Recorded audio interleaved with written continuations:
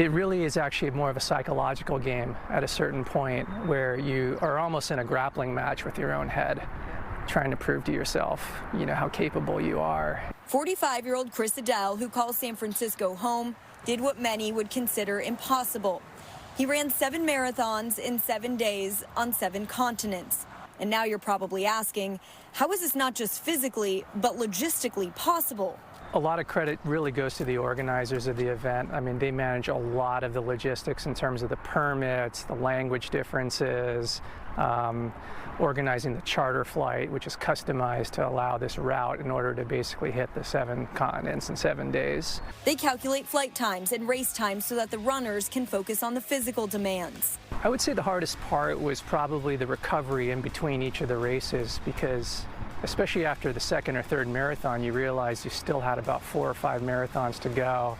Your body's pretty wiped out. You're going through these extreme temperature changes. You're juggling nutrition. You have jet lag. Edell says the runners relied on a diet of chicken McNuggets and Gatorade for the week.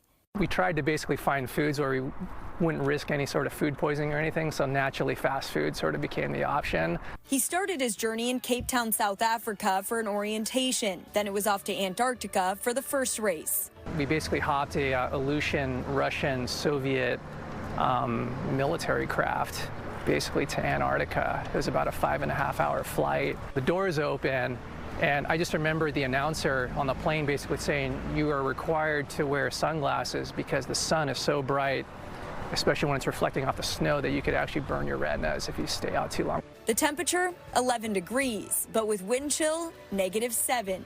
Then it was back to Cape Town for the 2nd marathon, to Perth, Australia, to Dubai, to Madrid, then Fortaleza, Brazil for the 6th marathon. That was the race that almost broke me, actually, because it was about 85 degrees, just absolutely oppressive humidity, barely any shade. 6th marathon. I had severe chafing just from the clothing, from sweating through. It was just brutal, but we managed to get through that. Before the last race in Miami. So yes, it is possible to run 7 marathons in a week on 7 different continents. Edell is proof. So why did he do it?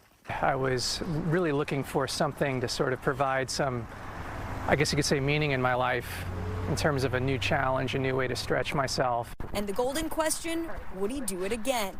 Yeah, I would definitely consider doing it again. It's a big financial investment to participate in the event, and also just the sheer amount of time you spend away from family and work to run really makes it a big commitment, but it's just such a once-in-a-lifetime experience. In San Francisco, I'm Bailey O'Carroll, KTVU, Fox 2 News.